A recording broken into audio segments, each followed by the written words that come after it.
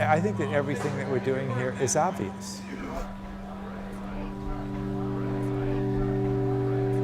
It's like Einstein said, it was easy to discover the theory of relativity. All I had to do was ignore a few basic axioms. What are they? One axiom is that you should segregate kids by social class. We don't do that. You should segregate those who are trained to use their heads from those who are trained to use their hands. You should segregate those who are going to college from those not going to college. You should segregate the school from community, like the old citadels from the 1200s. Those are really old notions, you know? And so we just basically ignore all those things. And that's why when people say, oh, well, I don't know if we could do this, and well, it's a question of will.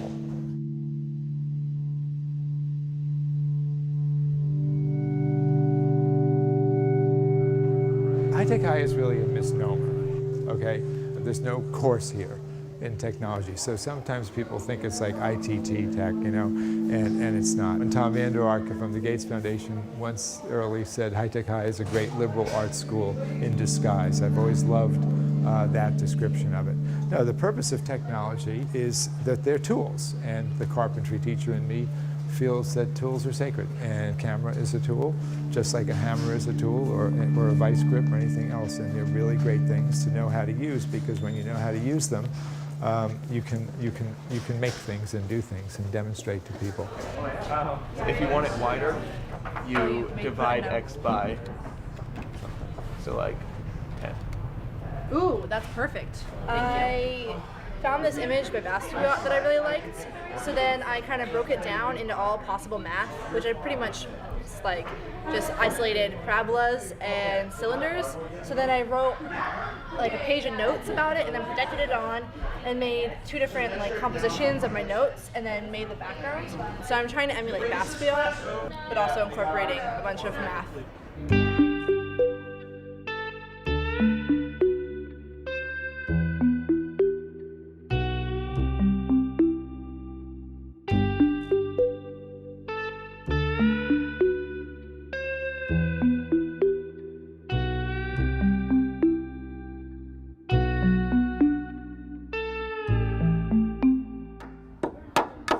Part of the proposition is this is a place where you're going to find out who you are. And art, of course, is a really great way to do that. So if you think about the history of the United States over the last 100 years, every time the country gets in trouble, there's an investment in science, technology, engineering, and math. It happened in the 1880s, it happened in 1917, it happened in the 30s, it happened with Sputnik, it happened with GI Bill, and it's going to happen again right now because of the circumstance we're in.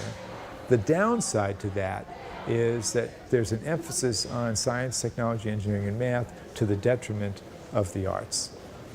For us, we just say, oh, science, technology, engineering, and math, fine. That's what everyone wants to focus on. We'll give it to you. But we're going to load it up with art and design and conceptual work that kids do, because actually engineering and art are integral. Like standing on it. Yeah, it'll work once we have our turning group.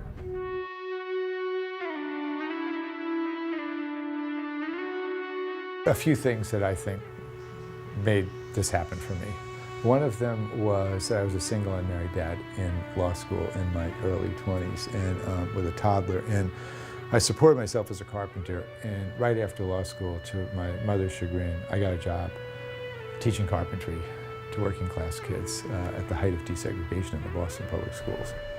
When you're doing carpentry, you're making things and you're doing things, and it's really easy to put the math, to put everything else in there. Like, why is a 2x4 1.5 by 3.5? Kids really want to know that when they're sophomores. Well, basically it's a lesson in capitalism, because they used to be 2x4s, and then they made the 2 inches 1 7/8, then they made them 1 3/4, then they made them 1 5/8, then they made them 1.5. So if you're doing a retro of a house, you can read how thick the wood is and you'll know when the retro was done. That's one thing. And then kids will say, well, why do they still call it a 2x4? So that's capitalism. You get more of them out of a tree. They call it a 2x4, but it's 1.5 by 3.5. So you can study the world through almost anything, and I did that through carpentry.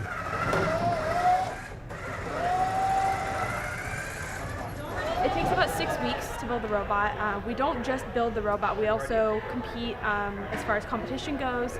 Everything that we do, we put it all into a document and we stand in front of the judges and say, look at us, this is what we do, this is, these are our achievements, and we kind of like try and say, like, we're the best, and we want you to recognize that. We've had a 1,000% increase in girls this year, which was really cool. It's a really enjoyable thing, and it's great because it involves us in the community as well. When you're in carpentry class or in automotive class or whatever class, you feel like you're doing, oh, this is what adults do. Now I'm finally in an adult milieu, and so they've got purpose, they've got reason. That's what's kind of lacking in other settings. Then it's our obligation to get the math and the biology, you just pack it all in there because now you've basically got their attention. So essentially, you just start with them. For me, construction, when I was doing inner city work, was really about urban planning high school, where kids are not specifically trying to become carpenters, but rather looking at the vast unmet needs within their own community, just like urban planners or community activists would, looking at the underutilized resources in their own community, and then using the school and the carpentry class, for example, as a fulcrum, where we're marshaling underutilized resources to meet unmet needs. So no, it's a social change agenda that you really get from doing this type of work. It's not about narrow skill training for specific occupations. It's not asking a 15-year-old to mispredict what they're going to be doing as an adult because they don't know. 100 years ago, maybe they did. If someone had told me when I was 15 that I would be spending my adult life in high schools, I would have ended it right there.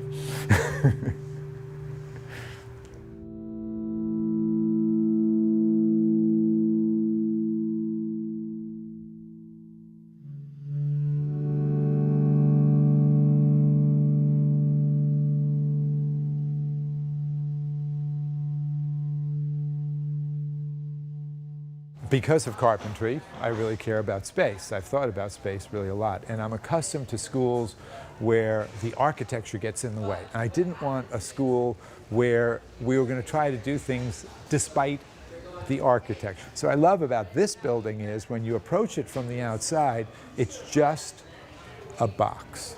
And then you come in here and you go, whoa. People say, this doesn't look like a school. I love to hear that. That's one of my favorite things to hear. They say it feels like a startup, like an incubator, something like that. So that's why we have all this glass. Why do you have glass? We get to see what's going on in classes. Kids get to see what's going on with each other, and you get to look at student work. This is designed for exhibiting student work. This is about curation as much as anything else.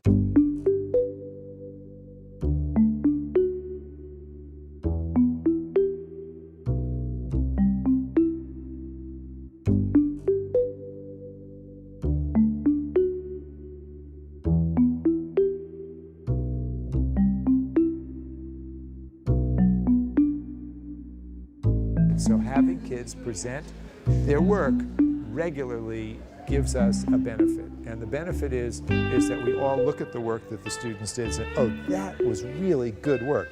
That wasn't so good. Not looking backward, looking forward. Next time, my work's going to be more like this work and less like that work. So we needed a space that sort of lent its way to do that. So we have 40,000 square feet. Typically, you'd have 400 kids. We have 538 kids in this building, and it doesn't feel frenetic, and it doesn't feel hectic, right? And people said, oh, you can't have all this glass because the kids are going to be at the glass and fooling around. There's none of that. And actually, instead of being in this little egg crate where kids can't wait to get out because they want to like go see somebody else, they see people coming by, and it's not a big deal. And also, we don't have adults' bathrooms and kids' bathrooms. That's not a small thing, that's a big thing. We just have bathrooms. So if you treat kids with respect, if you treat them like adults, if you enter them into the adult world, they will behave like adults. As Voltaire said, suspicion invites treachery. So it's basically founded on respect.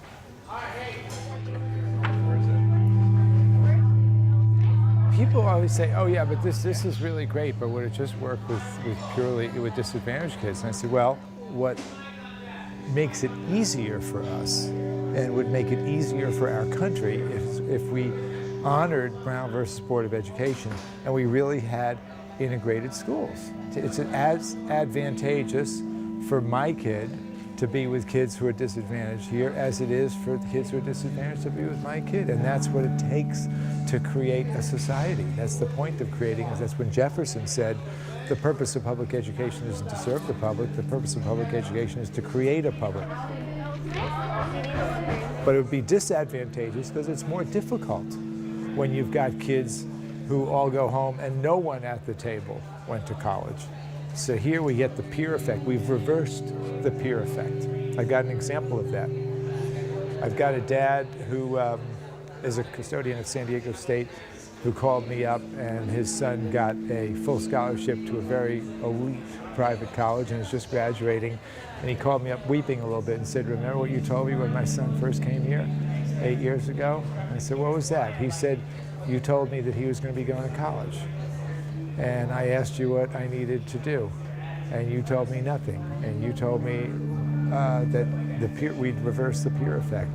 And the pressure, the social pressure here is, you're going to college. Where are you going to college? So that makes it easier here than if we were, for example, right in the middle of Compton, where we only had the have-nots and none of the haves. And it's not because the haves are more, there's nothing more virtuous about them. It's just that it's beneficial to have an integrated school. I think that public education is our most precious public institution. Everybody knows that education is the one intervention that can most elevate you above social disadvantage more than anything else, and yet it's the least changed public institution in American society. That's the paradox that we deal with, and I hope that we come to terms with it. I really do.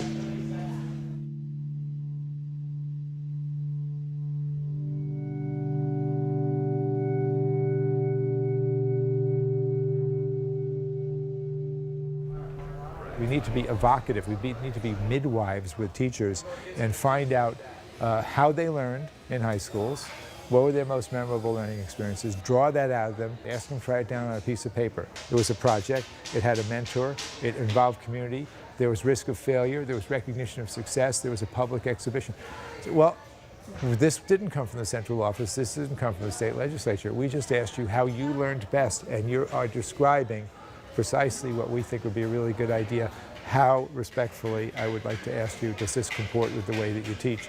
What's stopping you from doing this? Come from within and go out. And also ask teachers and work with teachers as I have in traditional schools. So what do you love to do outside of school? Oh, that's what you love to do? Bring it in, integrate it.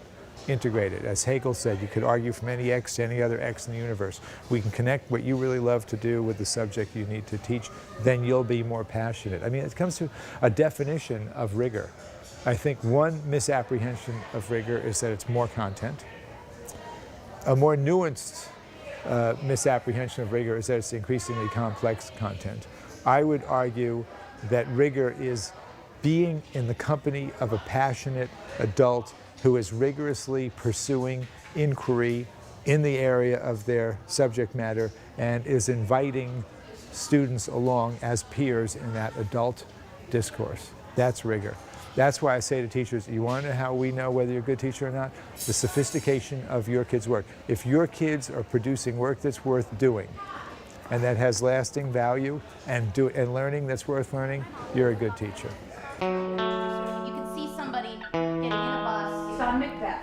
I want kids behaving like an actress, behaving like a scientist, behaving like a documentary filmmaker, behaving like a journalist. Not just studying it, but being like it. Because really, what is adolescence but trying on new roles and sampling new identities? So just giving them a chance to do that.